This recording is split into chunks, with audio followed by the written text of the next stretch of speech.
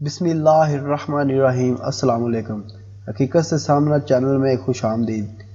دوستو، آج آپ کو بہت ہی اہم اور پیاری خبر سے آگاہ کرتا ہوں۔ پاکستانی طلبہ نے 20 سیکنڈ میں کرونا وائرس کی تشخیص کا آلہ بنا لیا۔ تفصیلات کے مطابق دنیا بھر میں اتنی تباہی مچانے کے بعد مہلک کرونا وائرس نے اب پاکستان میں اپنے قدم جما لیے ہیں، جس کے بعد اس کی تباہی کا سلسلہ جاری ہے۔ اب تک پاکستان میں کرونا وائرس سے متاثرہ افراد کی تعداد 1000 سے تجاوز کر چکی ہے۔ مزید بات کرنے سے پہلے اس ویڈیو کو لائک کریں، ہمارے چینل کو سبسکرائب کریں اور بیل آئیکن ضرور پریس کریں تاکہ مزید اپڈیٹس ویڈیو آپ کے ساتھ شیئر کر سکیں۔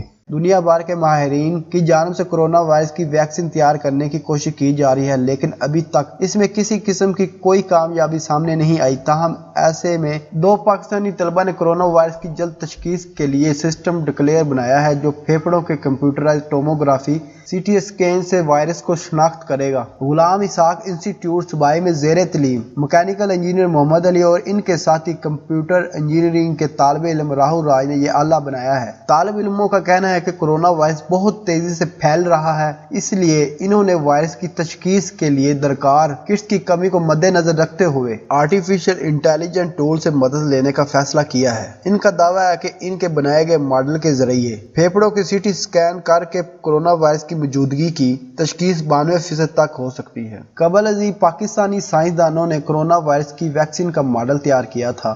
جامعہ پنجاب کے طالب علم حافظ مزمل نے کرونا وائرس کے 4 اہم پروٹین کی تحقیق کی تھی، جس کے بعد اس کا تحقیقی مقابلہ بین الاقوامی جریدے میں بھی شامل کیا گیا۔ حافظ مزمل نے اپنے بارے میں بتایا کہ وہ PhD کا طالب علم ہے، جبکہ پنجاب یونیورسٹی میں اسسٹنٹ رجسٹرار بھرتی ہوا ہے۔ اور مزید بات کرتے ہوئے انہوں نے بتایا کہ بطور فرانزک سائنسدانوں میں بھی اپنی خدمات سر انجام دے چکے ہیں اور ان کا بتانا تھا کہ کم وقت میں کسی بھی بیماری کی ویکسین تیار کرنے کے لیے کمپیوٹیشنل کی ٹیکنالوجی استعمال کی جاتی ہے۔